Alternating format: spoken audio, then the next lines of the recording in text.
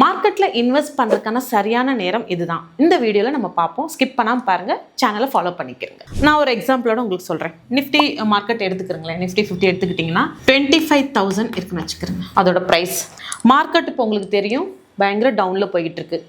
Actual price பார்த்தீங்க அப்படின்னா 25,000ல இருந்தது, இப்போ 23,300 வரை மார்க்கெட் விழுந்திருக்கு. இப்போ என்ன பண்ணலாம் அப்படின்றது இது நான் எக்ஸாம்பிளுக்கு எடுத்துக்கேன். 25,000ல இருக்கு, மார்க்கெட் அப்படியே டவுன் ஆகி கீழே வந்து 20,000 வருது. இப்போ உங்களுக்கு பார்த்தீங்கன்னா எவ்வளோ பெர்சன்டேஜ் கீழே விழுந்திருக்கு? 20% கிட்ட மார்க்கெட் வந்து டவுன் ஆயிருக்கு. அப்போ இங்கே நம்ம இன்வெஸ்ட் பண்ணலாமா அப்படின்னு கேட்டால் கரெக்ட். இப்போதான் நீங்க வந்து இன்வெஸ்ட்மெண்ட் ஸ்டார்ட் பண்ணணும். இங்க ஒரு லம்சமா நீங்க இன்வெஸ்ட் பண்றீங்க அப்படின்னா மார்க்கெட் எப்பவுமே என்ன ஆகும், அகைன் அதோட பவுன்ஸ் பேக் வரும்.